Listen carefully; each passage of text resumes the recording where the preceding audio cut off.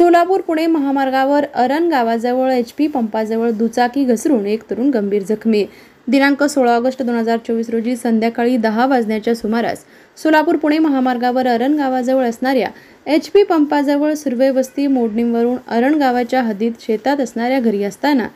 दुचाकी घसरून झालेल्या अपघातात दुचाकी चालकाच्या डोक्यास मार लागून गंभीर जखमी झाला असून सदर जखमी दुचाकी चालकाला वरवडे टोलनाका येथील रुग्णवाहिकेमधून डॉक्टर महेंद्र ताकतोडे आणि रुग्णवाहिका चालक श्री सागर फाटे यांनी वरवडे टोलनाका येथील ग्रस्ती पथकाच्या मदतीने सोलापूर येथील खासगी रुग्णालयात पुढील उपचारासाठी तात्काळ दाखल केले असून सदर अपघाताची माहिती मिळताच वरवडे टोलनाका येथील ग्रस्ती पथक रुग्णवाहिका पथक मोडणी महामार्ग पोलीस मदत केंद्राचे प्रभारी अधिकारी श्री प्रकाश वाघमारे API साहेब आणि त्यांचे कर्मचारी तात्काळ घटनास्थळी दाखल झाले असून या अपघातात जखमी झालेल्या पुरुषाचे नाव श्री लखन सज्जन सावंत वय वर्ष 32 राहणारा अरण तालुका माढा येथील रहिवासी आहेत।